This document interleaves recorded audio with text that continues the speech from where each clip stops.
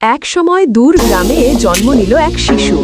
তার নাম রাখা হলো আমিন, মানে বিশ্বস্ত ও সৎ। শিশু বয়সেই সবাই বুঝে গেল এই ছেলে আলাদা। তার চোখে মায়া, মুখে হাসি, অন্তরে ভরা ঈমান। তার বাবা ছিলেন কৃষক, দিনে রোদে মাটি চাষ করতেন। মা ছিলেন গৃহিণী, হাতের পরিশ্রমে সংসার সামলাতেন। দারিদ্র্যের আধারে তারা ভুগলেও মুখে অভিযোগ ছিল না। তারা সন্তানের হৃদয়ে আল্লাহর ভয় আর ভালোবাসা রোপণ করলেন। আমিন ছোট থেকেই কোরআন ভালোবাসত। মোমবাতির আলোয় অক্ষর চিনতে চিনতে চোখ ভিজে যেত। গ্রামের শিশুরা খেলার মাঠে দৌড়াত, কিন্তু সে মসজিদের সামনে বসে আয়াত মুখস্থ করত। মানুষ অবাক হয়ে বলত, এই দরিদ্র ছেলের অন্তরে যেন নূর। সে মৃদু হাসত, বলত, আল্লাহ আছেন, এটাই আমার সবচেয়ে বড় শক্তি। তার কথায় মানুষ সান্ত্বনা খুঁজে নিত। একদিন বাজারে যাবার পথে সে দেখল একজন ধনী লোকের পকেট থেকে পড়ে গেছে এক থলি। থলির ভেতরে সোনার মুদ্রা ঝলমল করছে আলোয়। দারিদ্র্যের বোঝা বুকে চেপে ধরলেও সে দ্বিধায় পড়ল। শয়তান কানে কানে বলল, এটা নাও, তোমার দারিদ্র্য আজই শেষ হবে। কিন্তু হৃদয়ের ভেতর থেকে আওয়াজ এলো, হারাম জিনিসে কখনো বরকত নেই, সাবধান হও। সে থলিটা হাতে তুলে নিয়ে দাঁড়াল। তারপর মসজিদের ইমামের কাছে গিয়ে বলল, হুজুর, আমি পথে এক থলি পেয়েছি। এটা হয়তো কারো হারানো ধন, দয়া করে ঘোষণা দিন। ইমাম উঁচু কণ্ঠে মসজিদের মাইকে বললেন, যার হারানো ধন আছে এসে নিয়ে যান। কিছুক্ষণ পর এক বৃদ্ধ কাঁপতে কাঁপতে সামনে এলো। তার চোখে অশ্রু, হাতে কাঁপুনি, কণ্ঠে অসহায় সুর। সে বলল, বাছা, এটাই আমার ধন, আমি হারিয়ে ফেলেছিলাম। আমিন বিন্দু মাত্র দেরি না করে থলিটা ফেরত দিল। বৃদ্ধ চিৎকার করে কেঁদে উঠলেন, তুমি চাইলে লুকিয়ে রাখতে পারতে, কিন্তু তুমি ফেরালে। মানুষ জড়ো হয়ে দেখল এ দৃশ্য, সবাই অবাক হল। বৃদ্ধ দোয়া করলেন, আল্লাহ তোমাকে রিজিকে বরকত দিন। এরপর তিনি বললেন, আজ থেকে তুমি আমার দোকানে কাজ করবে। তোমার আর ক্ষুধার যন্ত্রণা ভোগ করতে হবে না। সেই দিন থেকে আমিনের জীবনে নতুন অধ্যায় শুরু হল। দোকানে কাজ করতে করতে সে মানুষের আস্থা পেল। ক্রেতারা বলত, এই ছেলের হাতে প্রতারণা নেই। তার সততায় বাজারের বাতাস বদলে গেল।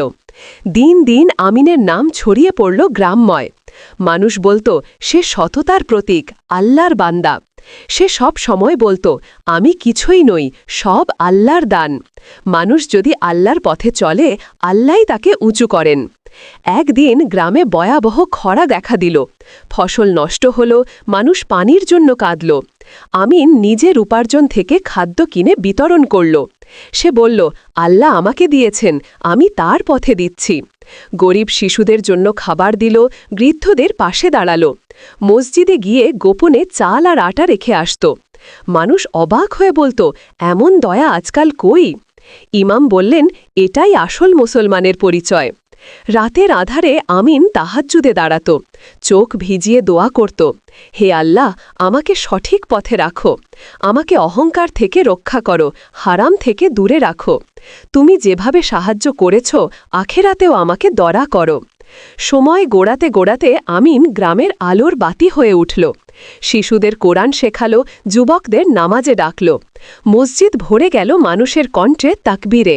গ্রাম ধীরে ধীরে বদলে গেল ঈমানের আলোয়। কিন্তু আমিন কখনো ভুলল না দারিদ্র্যের দিনগুলো। সে বলত, আমি যদি তখন হারাম নিতাম, আজ এ আলো আসত না। আল্লাহ সব দেখেন, তাই সততা কখনো ছাড়ো না। তার মুখের প্রতিটি কথা মানুষ বুকের ভেতর গেঁথে নিল। বয়স বাড়তে লাগল, দেহে ক্লান্তি এলো। তবুও সে মসজিদে আজান দিত, নামাজে দাঁড়াত। অসুস্থ শরীর নিয়েও মানুষের পাশে থাকত, কারণ তার অন্তর ভরা ছিল আল্লাহর প্রতি ভালোবাসায়। অবশেষে এক রাতে সে দোয়া করতে করতে শুয়ে পড়ল। চোখ ভিজে গেল, ঠোঁটে শেষ কথা ছিল, লা ইলাহা ইল্লাল্লাহ মুহাম্মাদুর রাসূলুল্লাহ। সে শান্তিতে মৃত্যুবরণ করল। গ্রামের আলো নিভে গেল। ভোরে গ্রামের মানুষ দলে দলে জড়ো হল। তার জানাজায় পুরো মাঠ কান্নায় ভরে গেল। ইমাম কাঁদতে কাঁদতে দোয়া করলেন, হে আল্লাহ, তাকে জান্নাতুল ফেরদাউস দান করো। মানুষ বলল, আমরা এক সৎ মানুষ হারালাম। শিশুরা কাঁদল, বৃদ্ধরা হাত তুলে দোয়া করল। তার কবরের পাশে মানুষ শপথ করল, আমরা আমিনের মতো সততায় বাঁচব। আজও গ্রামে যখন নতুন শিশুরা বড় হয়, তাদের শোনানো হয় আমিনের গল্প। বলা হয়, দরিদ্র হয়েও যে সততা রক্ষা করে, আল্লাহ তাকে পৃথিবীতে উঁচু করেন, আখিরাতে জান্নাত দেন। এই গল্প আমাদের শেখায়, সত্যিকারের সফলতা ধনে নয়, বরং সততায়। হারাম কখনো শান্তি দেয় না, হালালেই আছে বরকত। আল্লাহ যার অন্তরে ঈমান দেন, সেই আসল ধনী।